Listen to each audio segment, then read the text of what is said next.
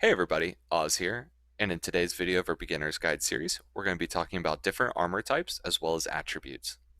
To start things off, I wanted to focus on different attributes in the game. Every character in World of Warcraft has a main stat that they should be focusing on. If you press N on your keyboard as in Nicholas, you can see here, this is a specialization tab, and right here where my mouse is hovering, this is your primary stat that you're going to want to be focusing on. There's three different primary stats. There's strength, agility, and intellect, and depending upon which of these specializations you're playing will determine which primary stat you want to focus on.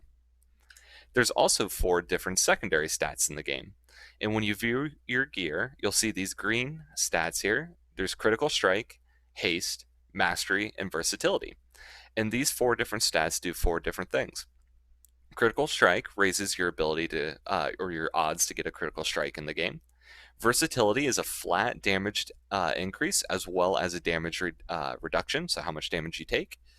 Mastery is different for each spec, and it will, depending upon which specialization you're playing, it'll have different effects. And to view your mastery, you can press P as in Paul, go to your specialization, and then right here you'll see mastery, and it tells you what it'll do. And this is a great flavor thing that World of Warcraft does that allows each character and each specialization to feel different from one another.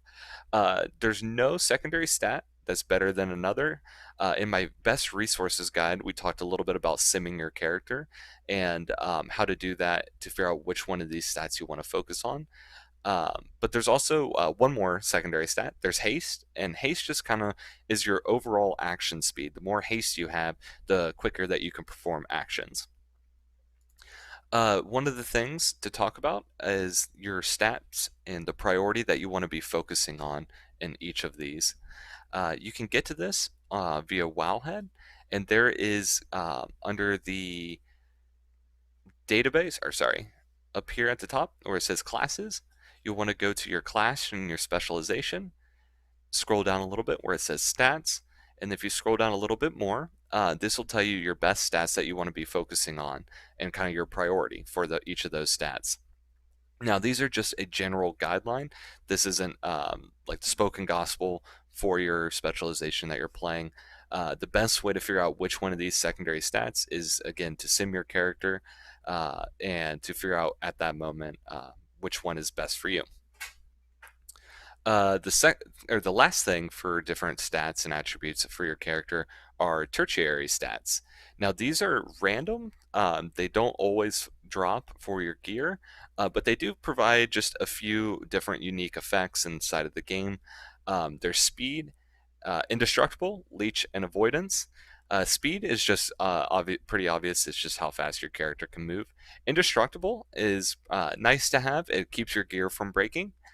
Leech is as you deal damage in the game, you'll get a percentage of that back in healing. This is great for raiding.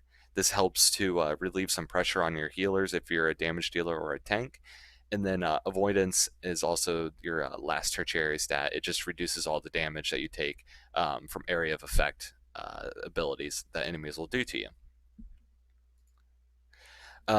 As I said, those are pretty random. They don't always drop. So if you get one of those, it's great. If not, it's not the end of the world. I really wouldn't focus on too much on trying to get those, as the drop chances on it are pretty low and the impact is pretty minimal as well. One of the things I didn't mention was that your gear has durability.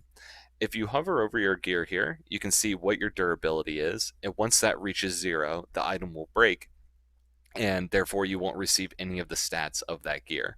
So your gear, you receive the full benefit no matter what your durability is, as long as it's above 0. And you will begin to see, there'll be, where my mouse is, there's like a little armor plated guy, and when your gear is getting ready to break, it'll turn yellow, and then as it has, or once it is broken, it'll then turn red, and you'll have to repair it. There's a few ways you can do that in the game. The first being a blacksmith, or some different NPCs in the game will allow you to interact with them, and they'll repair your gear for a fee. The second way is repair hammers, which is a common thing that you will see in group play, where somebody will drop down a repair hammer and everybody will be able to repair their gear there. And then the last way is a mount, which I have here. I highly recommend it being the first mount that you purchase in the game. It is the Traveler's Tundra Mammoth, and it is super handy because it provides a few different utility things. The first being it has these vendors here, which you can buy and sell your junk to. And the second benefit that you get is that there is actually a blacksmith on this mount that'll repair your gear for you. So you see how mine was green on the side there, and then once I clicked on him, it is now returned to full durability, preventing it from breaking, or it keeps the durability higher, so that way you don't have to worry about repairing during a dungeon or a raid content where it's just not ideal, or you may not even be able to use a mount. So great thing to do and practice is to get this mount first. I believe it's 20,000 gold, and it can be purchased in Dollaran. Quick Google search, you should be able to find it.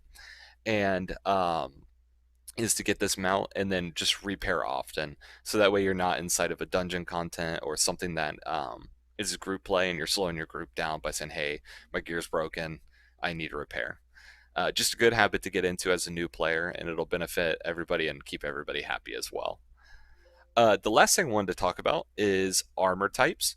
In World of Warcraft, every single class has a preferred armor type that it should wear, and I have put together this handy spreadsheet for you. Um, you can go ahead and pause the video here. There's a lot going on here, and I just wanted to get the most information into your hands as possible.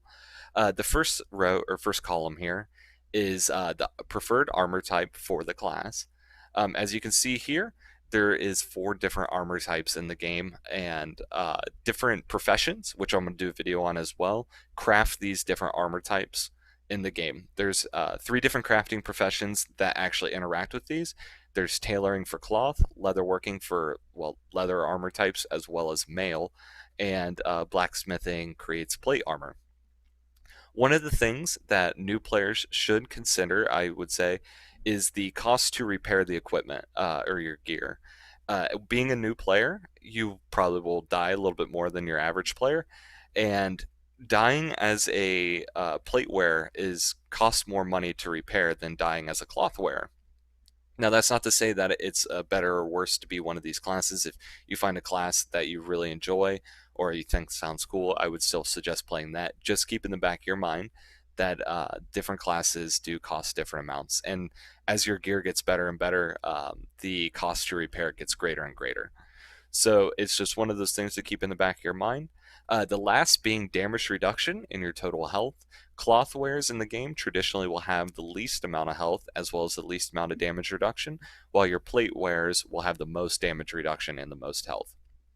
One of the things too is that traditionally your cloth wares, as well as your cloth wares will most likely be ranged, or they'll be battling at range, while your plate wearers are all these are up in the face melee classes. So it makes more sense that they will need more health and damage reduction, because it's harder to dodge mechanics when you're right on top of the boss. So there's a lot here. Like I said, again, just go ahead and pause, and it'll help. You can come back to this anytime you want and just view it, and hopefully this will be a good resource for you. That's it for today's episode for our Beginner's Guide series. I hope that you enjoyed today's content, and if you did, please consider leaving a like and subscribing to our channel.